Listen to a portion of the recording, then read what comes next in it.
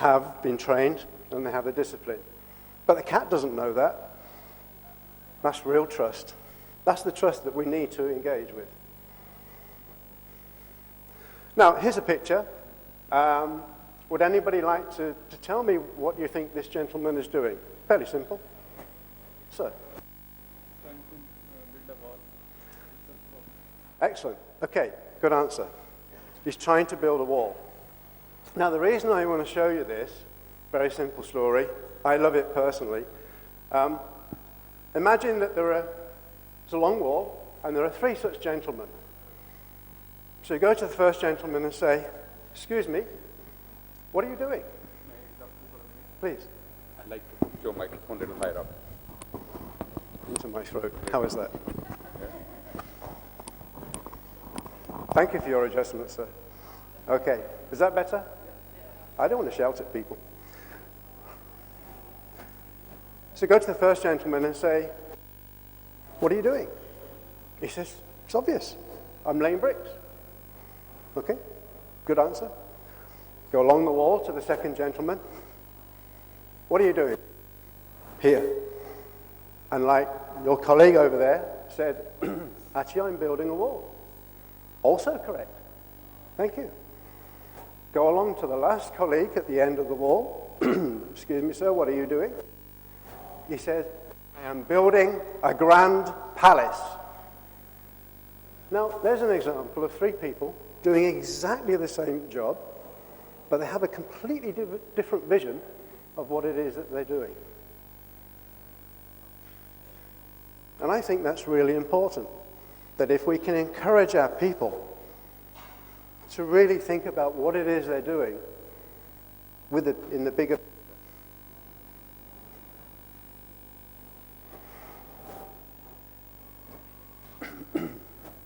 I have to come back into orbit, some of the electronics will work. We'll have to mark out on the ground a white line that we can't step out.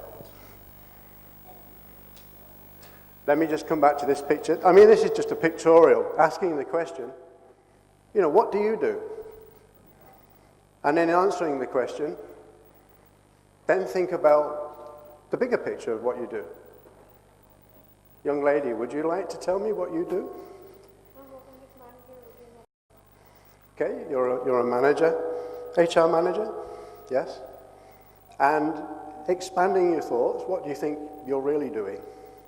Basically, we are developing the employees, we are working on their learning and development activities. Fantastic. Yeah. So you're growing the ability of your employees, yeah? Do you see where I'm coming from? That if we can get a thought process that says, let's actually look at the contribution of what we're making and get other people to think the same.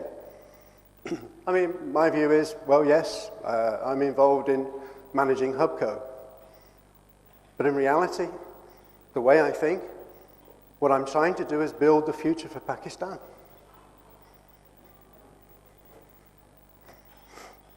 Now, the topic of change is happening all around us. And we all know it's absolutely inevitable. Now, who can tell me what they think this is? Sir? Absolutely correct. It's a car park. First of its type, it's in Germany. It's completely computer-controlled, operated by one man. You drive up outside the kiosk onto sort of a tray.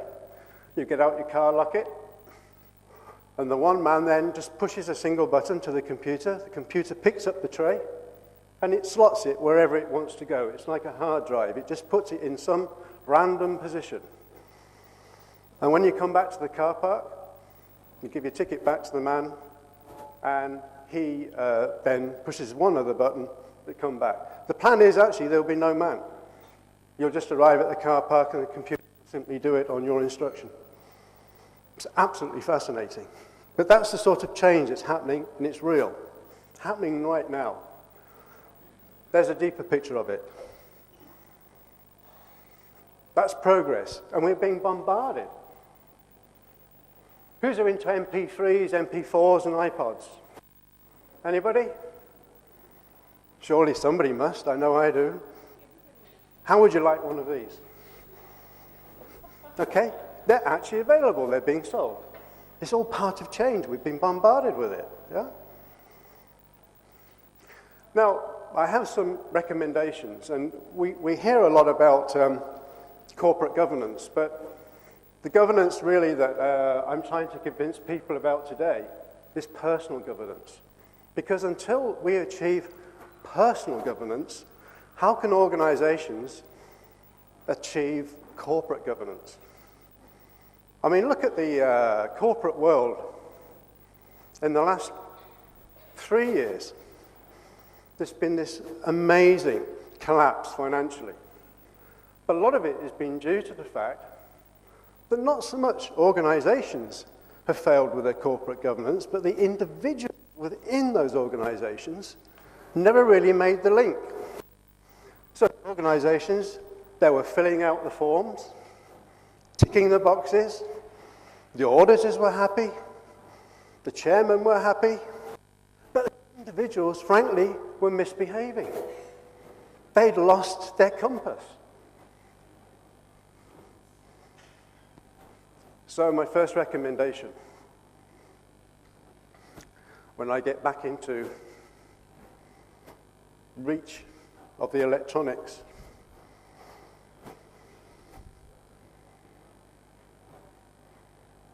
well, I can take that one. Right, aim to achieve excellence. It's got to be your aim, in my view, in whatever you do.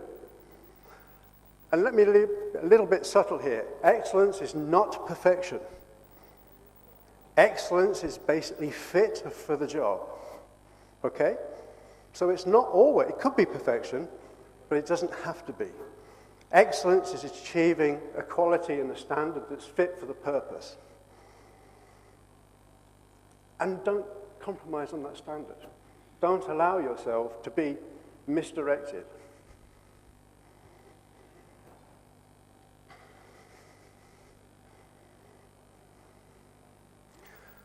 Open your mind to continuous learning. I know I do. Usually accidentally, I learn something every day.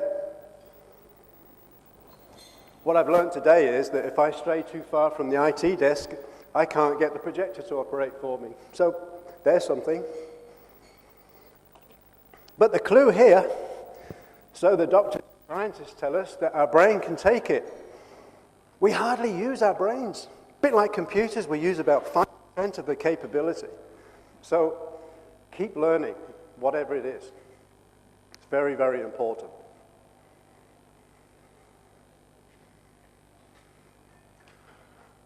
This is the big picture, like the bricklayer. Become a strategic thinker. Think about what it is, the purpose of what you're doing, and how it contributes to the bigger picture.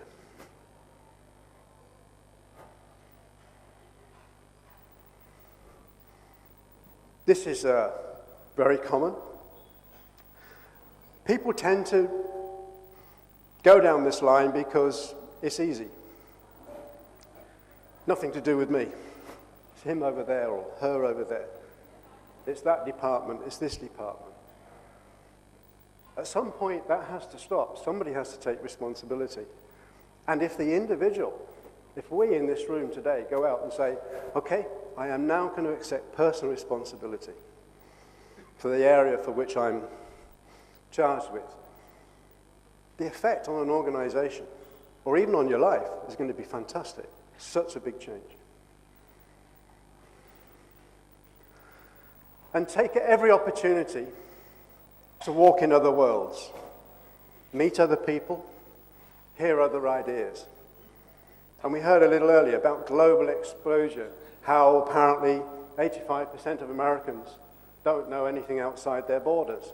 Well, frankly, it's a big country, and they do have a lot of immigrants. In fact, America is nothing but immigrants, frankly. But, you know, they have apparently a somewhat limited view. And just take this hotel. I've been around today. There are Chinese, Japanese, Koreans. See if you can engage with them. They'll be absolutely delighted because they're a little bit nervous. They're not sure how to approach you.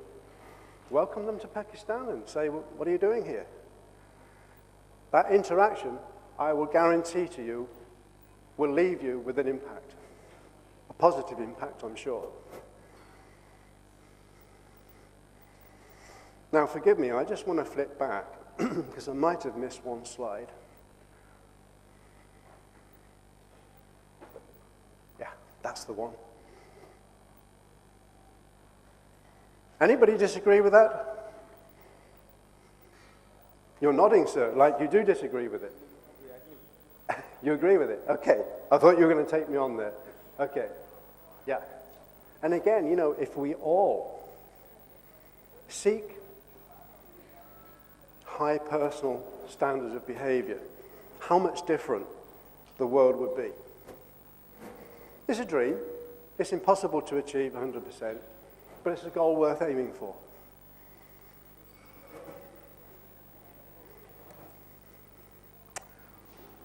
And the final message, you know, wrapping all that together, is it's your life and the life of the people that you're responsible for or trying to encourage. But the real message to the individual is, it's your life, it's up to you. And as a result, it's your country, your world. Take responsibility for it. Otherwise, progress, sensible progress, isn't going to take place. And the message there is today a precious opportunity to shape the future. I cannot ignore it. You can start right now as you leave the room.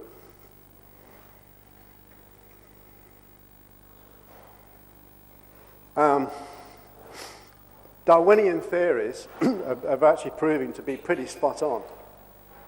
The theory of evolution. And when you go back far enough, you can see the whole path. And frankly, we're at the tip of that. We're at the apex. So we've arrived as human beings, now highly developed. May we continue, inshallah. But we've only got here because over the millennia, certain species have learned to adapt. Not because they're the biggest. The dinosaurs told us that. And not because they're the fastest. It's because they were the smartest. So next time you go outside and you see a donkey, remember, he's on this earth at the same time as you. So that donkey's about as smart as you are. Okay? Because he's managed to get here. He's managed to survive. And he could only do that, or his predecessors could only do that, by adapting. And that applies to us as individuals in dealing with the changing world.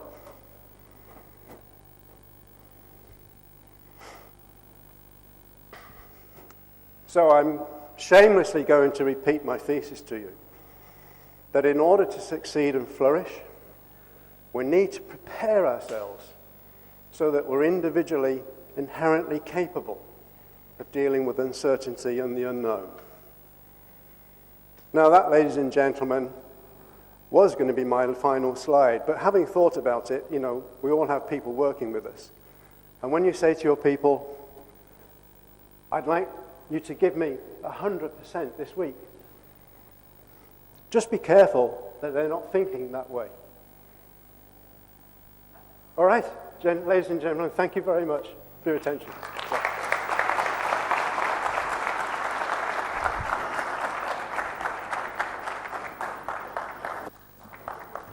Oh, somebody's snoozing again.